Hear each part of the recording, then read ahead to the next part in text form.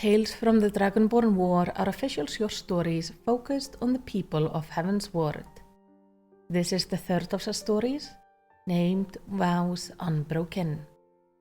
The wind nipped at the young man's face as he trudged up the path towards the stones. Fresh lilies clasped tightly in hand. Another blizzard on the way, he thought. The worst is yet to come. All too soon he arrived as he knelt to replace yesterday's offering.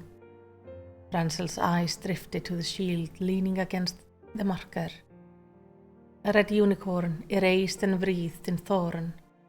And below, he shuddered and looked away. You just couldn't help yourself, could you? He muttered through clenched teeth, twisting and crushing the flower in his hand until there was nothing left. 15, 16 years now, Francel reflected. A boy of 6 summers, yet nevertheless old enough to assume his social responsibility. Father had told him the dinner party at Fortemps Manor was to be the first of many. The lord and ladies had treated him with predictable kindness as he made his rounds with the count, carefully repeating the phrase he had been taught. This one is a baron, but you mustn't address him as such in person, his father whispered as they moved on. That one is sworn to our house. You met him when you were... It was altogether too much. But he pressed on as instructed until he had spoken with every individual of standing. Utterly spent, he duly begged his father for a moment's respite and was surprised to find him amenable to the request.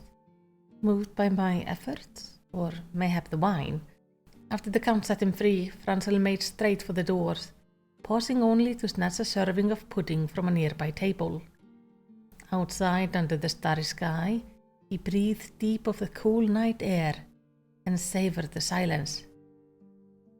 Come, have it thee for the glory of House Fortemps! The shouting seemed to be coming from the nearby gazebo, where Francel had hoped to eat his pudding in peace. He crept closer, unsure what he would find. A silver-haired boy, twice his age, was swinging a sword with reckless abandon, his bare chest glistening with sweat in the moonlight. What are you doing? Francel was surprised to find he had spoken. The older boy whirled about briefly, falling into a half-crouch. He blinked and drew himself up to his full height. What does it look like I'm doing? I'm practicing. Francel was at loss. His father had stressed the importance of the evening's festivities. But the party, shouldn't you be... The older boy snorted. The countess forbade it. Father wanted me to come, but I told him I wasn't interested. It's just as well. What's good a knight who can't fight? It was better when he didn't know. Trueborns, bastard, baseborns. The older boy simply stood there, hand resting on the pommel of his wooden sword, point planted in the earth. Francel suddenly remembered the pudding in his hand. Would you like to share? He said, proffering the sweet meal with trepidation. Haurchefant arched an eyebrow, then grinned. I would like that very much. They complimented each other rather well, so far as a fourth-born and a bastard could.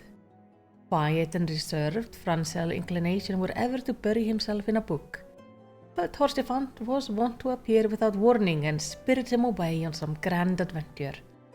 6 years his senior, the older boy continued to pursue his study of swordplay, spurred ever onward by his dreams of knighthood.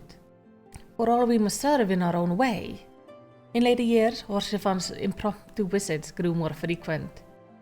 The more he grew to resemble his father, Francel came to recognize the signs he would be along shortly. Muffled shouts from the manor, a door slamming shut, a pattern of running feet across the cobbles. And there he was, puffing and puffing, eyes red and full of anger. I would touch his shoulder and he would remember where he was. Where shall we go today? I would ask. Anywhere but here, he would say. He shifted in the saddle and kept his eyes firmly fixed on the horizon. The trackers were off watering their chocobos, leaving Francel alone with his father, who continued to speak. Many of your peers are avid falconeers, you know, and with good cause. Not all bargains are struck over wine. Out there in the wild, astride a chocobo, Men are more like to speak with candor. To celebrate his 11th name day, his father had insisted they go hunting in the eastern lowlands. Father always had a way with his gift. Glancing at the trackers, Francel saw a shock of silver hair and smiled before returning his attention to the skies. One small concession at least. The black beak in the fading daylight had begun to circle above the wood on the far shore of Clearwater Lake. He felt the Count squeeze his shoulder. You see, all you have to do is follow the falcon. He knows where to go. The Count paused, then turned to face him. He was born for this. As for you. The falcon's cry was a blessing. He got something! Francel yelled, then dug his heels in and spurred his mount forward. He was dimly aware of his father's shouting as he gripped the reins tighter and urged the chocobo on. If there's one thing that Haurchefant managed to teach me is how to run away. Francel grinned as he lowered his head and rode light in the saddle. His father's men would not catch him before he made it to the trees. When he was nearly upon, a flock of pheasants burst from the underbrush. Towards me. Francel reined his mount in, puzzled, and squinted into the gloom, only to feel a sharp pain in his head. And then he was tumbling from his saddle while the world went black around him.